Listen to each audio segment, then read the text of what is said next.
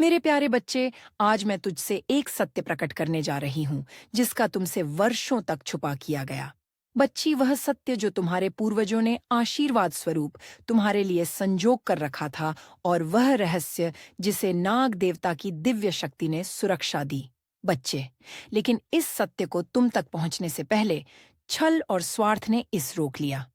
आज वह सत्य मैं मां काली तुझे बता रही हूं। बच्चे, मेरे प्यारे बच्चे, तुम्हारे पूर्वज कोई साधारण मनुष्य नहीं थे। उन्होंने अपने तप, त्याग और ईश्वर भक्ति से वह स्थान अर्जित किया जहां देवता भी उनका सम्मान करते हैं।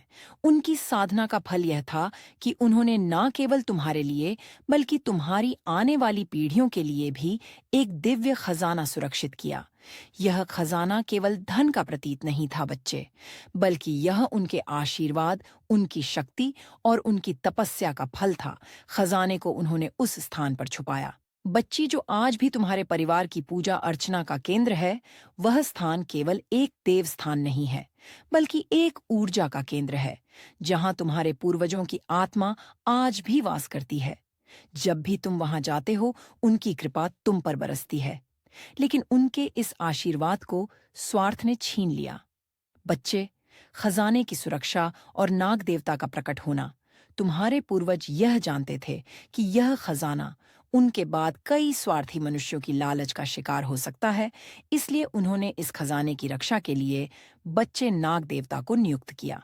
नाग देवता इस खजाने की रक्षक बने और यह कब्जा दिया कि जब तक इस खजाने का सही उत्तराधिकारी इसे पाने के लिए आगे नहीं आएगा, तब तक यह खजाना सुरक्षित रहेगा।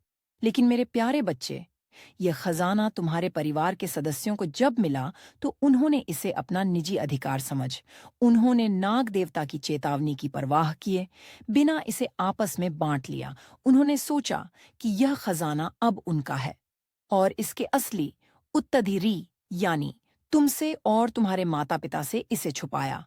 उनकी योजना और खजाने का विभाजन। बच्चे, जब खजाना प्रकट हुआ तो परिवार के कुछ सदस्यों ने एक गुप्त सभा बुलाई।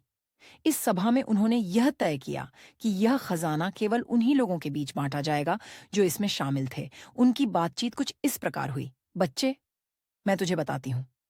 मेरे बच्चे, उनमें से एक सदस्य बोला, जो बहुत खास है। यह खजाना इतना बड़ा है कि अगर हमने इसे बांटा तो हमें हिस्सा कम